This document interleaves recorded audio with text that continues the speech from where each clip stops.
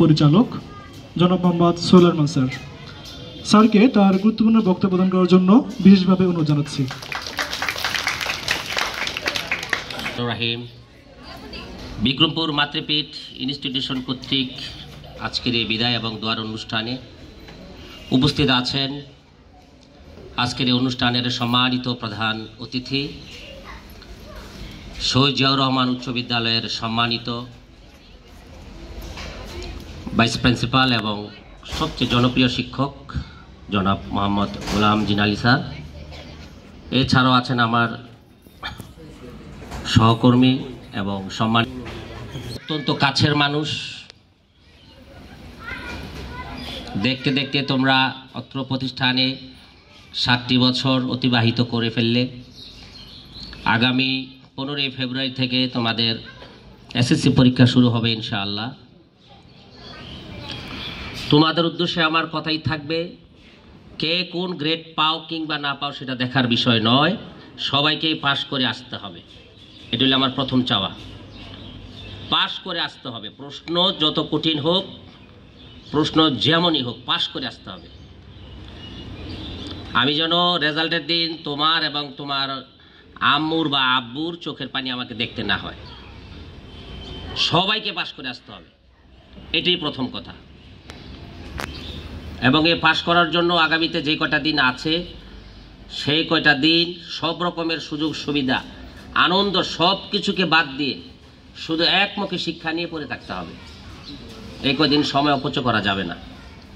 আনন্দ এই হচ্ছে তোমরা পরের আরেকটি ধাপে যাচ্ছ, আরেকটা ধাপে উন্নতি হচ্ছ, সেখানে তোমাদের আরও বড় পরিসরে চিন্তা ভাবনা করার সুযোগ আছে।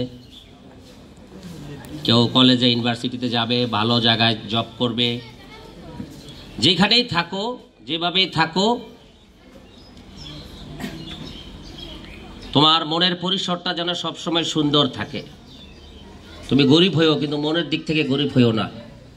চিন্তা চেতনা সুন্দর, মানুষের প্রতি দায়বদ্ধতা, সমাজের প্রতি দায়বদ্ধতা, দেশের প্রতি দায়বদ্ধতা, এটা সবসময় মাথায় রাখতে হবে।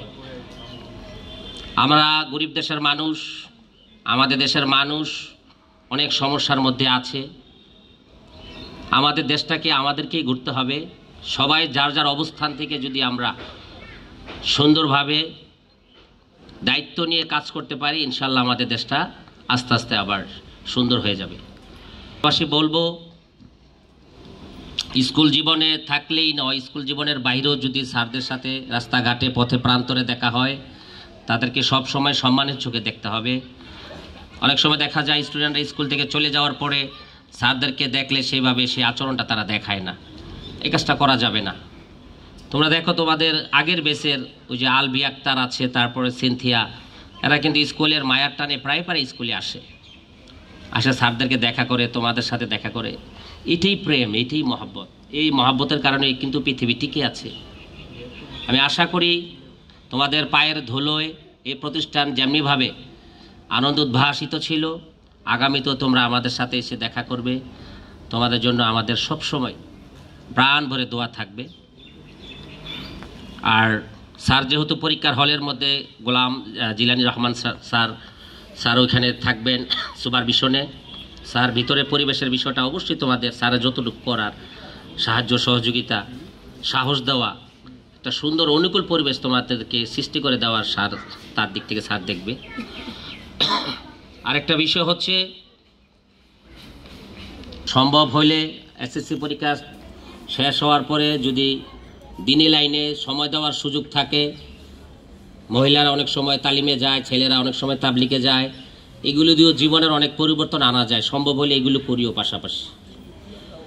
সময় তো কেটে যায় ভালো আর মন্দে, সবারই কিন্তু জীবন থেকে সময় কেটে যাচ্ছে। যে আজকে লাখ টাকার খাটে ঘুমাইছে তারও দিন গেছে, যে একটা চৌকিতে ঘুমাইছে তারও কিন্তু দিনটা গেছে।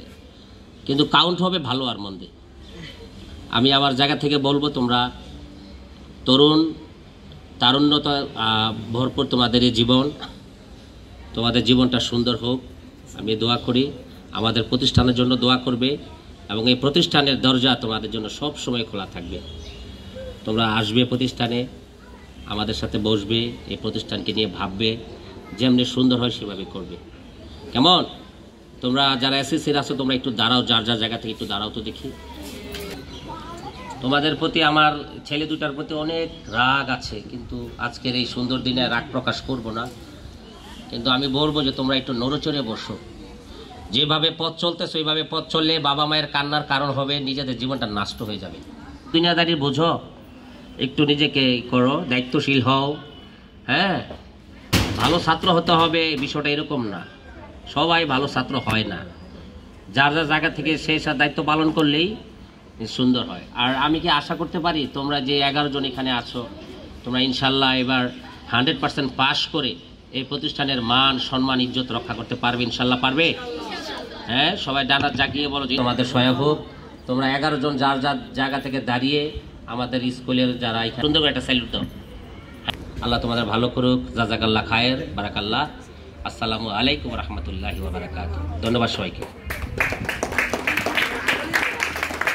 স্যারকে তার মূল্যবান বক্তব্যের জন্য।